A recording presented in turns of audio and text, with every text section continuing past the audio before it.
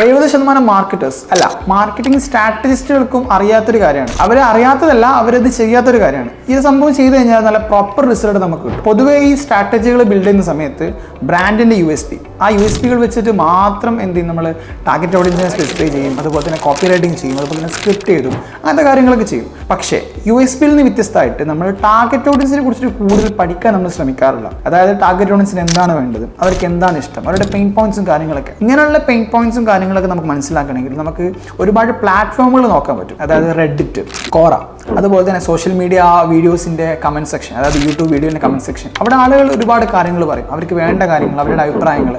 ഇങ്ങനെയുള്ള ഒരുപാട് അഭിപ്രായങ്ങൾ നമുക്ക് കിട്ടിക്കഴിഞ്ഞാൽ നമുക്ക് ഒരുപാട് ഇൻസൈറ്റ്സ് കിട്ടും. എത്രത്തോളം വെച്ചാൽ പ്രൊഡക്റ്റ് പേജിൻ്റെ റിവ്യൂ സെക്ഷനിൽ നോക്കിക്കഴിഞ്ഞാൽ ആളുകൾക്ക് വേണ്ടത് എന്താണ്, അവർക്ക് ആവശ്യമുള്ള കാര്യം എന്താണ്, ആ ഒരു കാര്യവും നമ്മുടെ ബ്രാൻഡിൻ്റെ USPയും കൂടി കണക്ട് ചെയ്തിട്ട് നമുക്ക് വേണ്ട മെസ്സേജിങ് നമുക്ക് കൈമാറി കഴിഞ്ഞാൽ നമുക്ക് ബെറ്റർ റിസൾട്ട് കൊണ്ടുവരാൻ പറ്റും.